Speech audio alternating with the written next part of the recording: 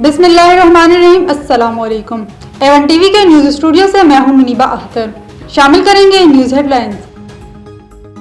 बानी की 9 मई वाक़यात की जुडिशल इंक्वायरी के लिए दरख्वास्त पर संवाद। पीटीआई के वकील हामिद खान की अदालती कमीशन की इस्तदा। किस कानून के तहत जुडिशल कमीशन बनाए? दरख्वास्त में दर्जनों लोग मरे, डेथ सर्टिफिकेट नहीं लगाया। जुडिशल कमीशन इंक्वायरी करेगा तो अमवात का पता चलेगा। जस्टिस हसन रजवी ने रिमार्क्स दिए, कोई एक सर्टिफिकेट या FIR की कापी तो लगा सकते थे। अदालत ने तहरीक इंसाफ को मजीद दस्तावेजात जमा करवाने के लिए मोहलत दे दी। हुकूमत सियासी और अखलाकी तौर पर कमजोर है। हुकूमत एक कॉन्फ्रेंस का इनेकाद नहीं होने देती। शिबली फराज की तनकीद।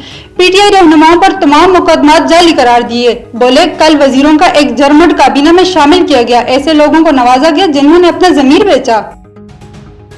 तानहा 9 और 10 मई के मुल्जमान की जमानत मंसूखी का केस। पंजाब हुकूमत ने तहकीकाती रिपोर्ट के लिए सुप्रीम कोर्ट से वक्त मांग लिया। सुप्रीम कोर्ट ने समाअत 2 हफ्तों के लिए मुलतवी कर दी।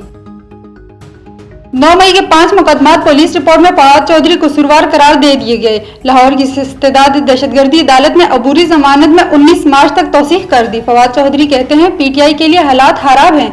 बानी की रिहाई के लिए सिर्फ तहरीक चलाने से मुमकिन है। कराची के इलाके बोटबाजी में मुसल्लह मुल्जिमान का कार सवार पर तशद्दुद। मुलव्वस मुल्जिमान शाहजैन मरी के 4 सिक्योरिटी गार्ड गिरफ्तार, असलह बरामद। पुलिस के मुताबिक मरकजी मुल्जिम शाहजैन क्वाइटा फरार हो गए। शाहजैन अप्रैल 2023 में रेस्टोरेंट पर फायरिंग में भी मुलव्वस हैं। न्यूज स्टूडियो से फिल वक्त इतना ही। मजीद खबरों से बाखबर होने के लिए देखते रहिए A1 टीवी। A1 टीवी, सब पे नजर, अंदर की खबर।